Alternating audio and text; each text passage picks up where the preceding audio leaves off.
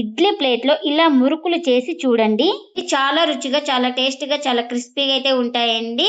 ఈ మురుకులు వచ్చేసి ప్రతి ఒక్కరికి నచ్చుతాయి. అంత టేస్టీగా, అంత క్రిస్పీగా అయితే ఉంటాయి. ఇంకెందుకు ఫ్రెండ్స్ ఆలస్యం, ఎలా చేయాలో ఏంటో అనేది వీడియోలోకి అయితే వెళ్ళిపోయి చూద్దామా మరి. ముందుగా ఒక ప్లేట్ తీసుకొని ఇంకా దానిపైన ఇలాంటి కర్చీఫ్ కానీ కాటన్ క్లాత్ కానీ ఏదైనా వేసుకోండి, మీ ఇష్టం అది. ఇలాంటి జల్లెడైతే పెట్టుకొని ఒక 2 కప్పుల బియ్యం పిండిని అయితే వేసుకోవాలి. ఇంకా 2 కప్పు కూడా వేసుకుంటున్నా. ఇంకా అలాగే 1 కప్పు మైదా కూడా వేస్తున్నాను. మీకు మైదా ఇష్టం లేని వాళ్ళు స్కిప్ చేసి ఓన్లీ బియ్యం పిండిని కూడా యూజ్ చేసుకోవచ్చు. ఇంకా ఇప్పుడు దీన్ని మొత్తాన్ని ఇలా జల్లించుకుందాం.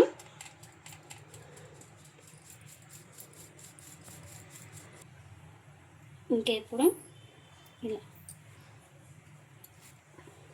ఇలా మొత్తం పిండిని ఇలా బాగా ఒక దగ్గరికి అనేసుకోవాలి.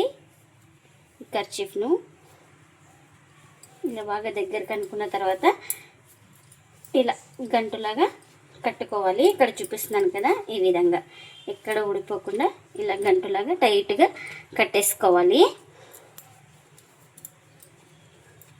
ఇంకా ఇప్పుడు దీన్ని నేను ఇడ్లీ పాత్రలో అయితే ఒక 2 గ్లాసులు వాటర్ అయితే వేసుకొని ఇలా స్టాండ్ అయితే పెట్టుకున్నాను. ఈ వాటర్ బాయిల్ అవుతుంది కదా, ఇప్పుడు ఇందులోకి ఇడ్లీ ప్లేట్ని కూడా వేసుకోవాలి. ఇంకా ఇలా ఇడ్లీ ప్లేట్ పెట్టుకున్న తర్వాత ఈ మూటనైతే ఇలా పెట్టుకొని హై ఫ్లేమ్లోనే 10 నుంచి 15 నిమిషాలు అయితే స్టీమ్ చేసుకోవాలి. ఇలా మూత పెట్టుకొని ఇంకా 15 నిమిషాల తర్వాత స్టీమ్ చేసుకొని స్టవ్ అయితే ఆఫ్ చేసుకున్న తర్వాత ఇప్పుడు మీకైతే చూపిస్తున్నాను చూడండి. ఇంకా కాస్త చల్లారిన తర్వాత అయితే ప్లేట్ అయితే ఓపెన్ చేస్తున్నా. ఇంకా ఈ మూటనైతే తీసుకోవాలి. ఈ మూటనైతే ఒక ప్లేట్లోకి అయితే తీసుకొని ఇంకా ఇప్పుడు మూట అయితే ఓపెన్ చేసుకుందాం.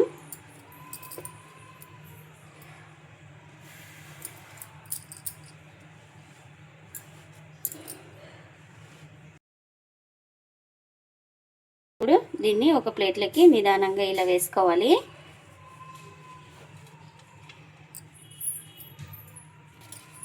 చూడండి, ఇలా ముద్దలాగా బాగా మనకు గట్టిగా అయిపోవాలి, అంతవరకు స్టీమ్ చేసుకోవాలి. కరెక్ట్ టైం అయితే 15 నిమిషాలు అయితే పడుతుంది. ఇలా మనం ఇంకా ఇలా కట్ చేసుకోవాలి స్పూన్ తోటి, ఎందుకంటే వేడిగా ఉంటుంది కాబట్టి. ఇంకా ఇప్పుడు ఇది మొత్తం చల్లారిన తర్వాత అయితే జార్లోకి అయితే వేసుకొని ఒక 2 పల్స్ ఇస్తే మనకు పౌడర్ లాగా రెడీ అయిపోతుంది. ఇంకా పూర్తిగా చల్లారిన తర్వాత అయితే జార్ అయితే తీసుకొని ఇంకా అందులోకి అయితే వేసుకుంటున్నాను. ఇంకా ఇప్పుడు మూత పెట్టుకొని మనకు పౌడర్ లాగా వచ్చే వరకు అయితే గ్రైండ్ చేసుకోవాలి. ఇలా వెడల్పటి గిన్నె అయితే తీసుకొని ఇంకా గ్రైండ్ చేసుకున్న పౌడర్ని అయితే ఇంకా ఇందులోకి అయితే వేసుకుంటున్నా. ఇంకా ఇప్పుడు ఇదే జార్లో 1 కప్పు పుట్నాల పప్పును కూడా గ్రైండ్ చేసుకోవాలి. ఏ కప్తో మనం పిండి అయితే తీసుకున్నామో అదే కప్తో 1 కప్పు పుట్నాలను అయితే వేసుకొని ఇంకా జార్లోకి అయితే తీసుకొని పౌడర్ లాగా వచ్చే వరకు అయితే గ్రైండ్ చేసుకోవాలి. ఇంకా ఈ పుట్నాల పౌడర్ని అయితే జల్లించుకుందాం.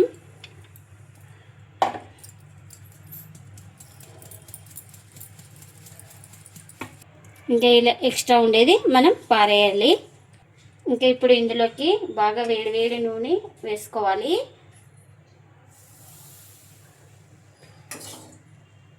ఇంకా దీంతో ఒక 2 స్పూన్ల దాకా ఆయిల్ అయితే వేసుకోవాలి. ఇంకా ఇలా ఆయిల్ వేసుకొని ఇంకా వేడి మీద ఉంటుంది కాబట్టి ఇలా ఒకసారి మొత్తం స్పూన్ తోటి బాగా కలుపుకుందాం.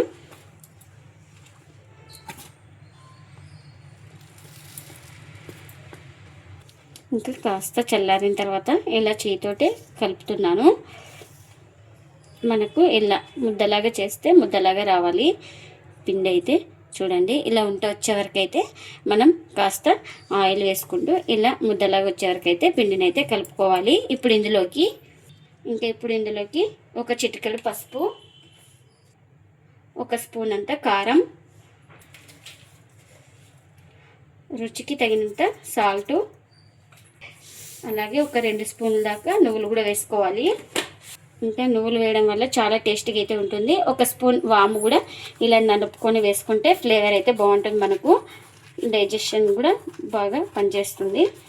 ఇలా నలుపుకొని వేసుకోవాలి మనం మురుకులు చేసేటప్పుడు. ఇంకా ఇలా స్పూన్ తోటి మొత్తం కలుపుకుందాం ఒకసారి.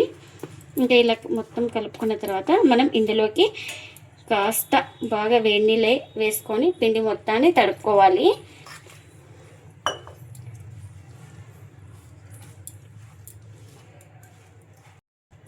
మనం పిండి సాఫ్ట్గా వచ్చే వరకు బాగా కలుపుకోవాలి. కొంచెం కొంచెం వాటర్ వేసుకుంటూ, ఒకటేసారి వేయకూడదు. ఇంకా కాస్త చల్లారిన తర్వాత అయితే ఇలా మనం పిండిని అయితే కలుపుకోవాలి. చపాతీ పిండి కంటే సాఫ్ట్గా కలుపుకోవాలి. మనకు పిండి ఎంత సాఫ్ట్గా ఉంటే అంత బాగా వస్తాయండి మురుకులు అయితే. గట్టిగా ఉండకూడదు పిండి అనేది. మనం పిండి కలుపుకునేటప్పుడే సాఫ్ట్గా కలుపుకోవాలి.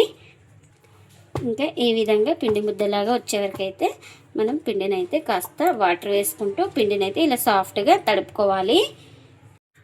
ఇంకా ఇప్పుడు ఈ పిండి ముద్దనైతే ఇలా రెడీ చేసి పెట్టుకున్నాం కదా. నేను ఇక్కడ ఒక స్టార్ అయితే తీసుకొని ఇలా మురుకులు గొట్టంలో అయితే వేసుకున్నాను. ఇప్పుడు దీనికి ఆయిల్ అయితే అప్లై చేసుకుంటున్నాను.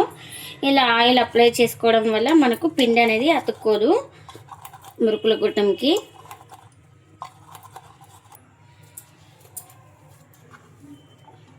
మనకు ఇట్లా ఎంత కావాలంత పిండిని తీసుకొని ఇలా బాగా ఇలా వేసుకొని ఈ గొట్టంలోకి అయితే పెట్టుకోవాలి.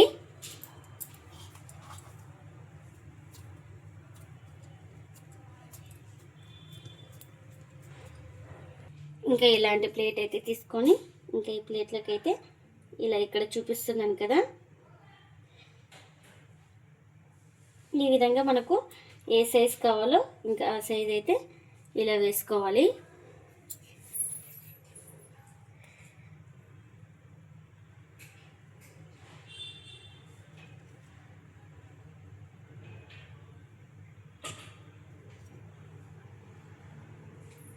మనకు పెద్ద కావాలంటే పెద్దగా, చిన్న కావాలంటే చిన్నగా కూడా వేసుకోవచ్చు.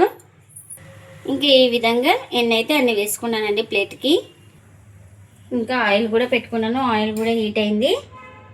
ఇంకా ఇలా ఒక్కొక్కటి నిదానంగా వేసుకోవాలి ఈ ఆయిల్లో.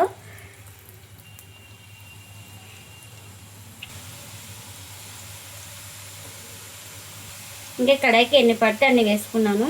ఇవి ఒక సైడ్ కాలిన తర్వాత మరోవైపు అయితే టర్న్ చేసుకోవాలి. ఇంకా వీటిని అయితే అటు ఇటు తిప్పుకుంటూ మంచిగా క్రిస్పీగా వచ్చే వరకు అయితే ఫ్రై చేసుకున్నాను. ఇవైతే రెడీ అయిపోయినాయి మనకు. ఇంకా ఇలా రెడీ అయిపోయిన వాటిని ఒక ప్లేట్లోకి అయితే తీసుకుందాం.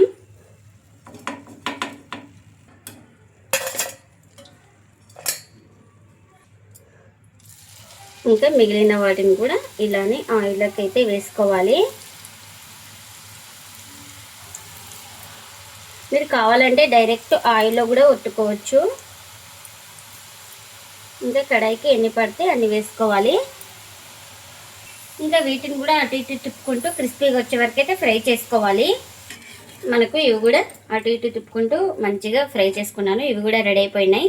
ఇంకా ఎన్ని అయితే అన్ని ఇలానే చేసుకోవాలి. ఇడ్లీ ప్లేట్లో పిండి వేసి చేసిన ఈ మురుకులు చాలా రుచిగా చాలా టేస్ట్గా అయితే ఉంటాయండి. ఇంకా వీటిని అయితే ప్లేట్లకు అయితే సర్వ్ చేస్తున్నా. ఇవి నెల పాటు నిల్వ ఉంటాయండి. అంత టేస్టీగా అంత క్రిస్పీగా అయితే ఉంటాయండి. ప్రతి ఒక్కరికి నచ్చుతాయి ఈ మురుకులు వచ్చేసి. అంత క్రిస్పీగా ఉంటాయి. ఇలా మనం పిండిని స్టీమ్ చేసుకొని వేసుకోవడం వల్ల ఎక్కువ రోజులు నిల్వ ఉంటాయండి. చూడండి, చూపిస్తాను మీకు ఎంత క్రిస్పీగా ఉన్నాయో మురుకులు అయితే. చూడండి, ఇలా బాగా పొడి పొడి అయిపోతాయి. అంత క్రిస్పీగా ఉంటాయండి. చాలా టేస్టీగా అయితే ఉంటాయండి. మీరు కూడా తప్పకుండా ఒకసారి ఇలా ట్రై చేసి మీకు ఎలా వచ్చిందో కామెంట్ అయితే చేయండి ఫ్రెండ్స్. ఇదండి ఇవాల్టి వీడియో. ఈ వీడియో కనుక నచ్చితే ప్లీజ్ లైక్ చేయండి, షేర్ చేయండి, కామెంట్ చేయండి. అలాగే లైక్ చేసి సపోర్ట్ చేయండి friends. Thanks for watching. Bye bye.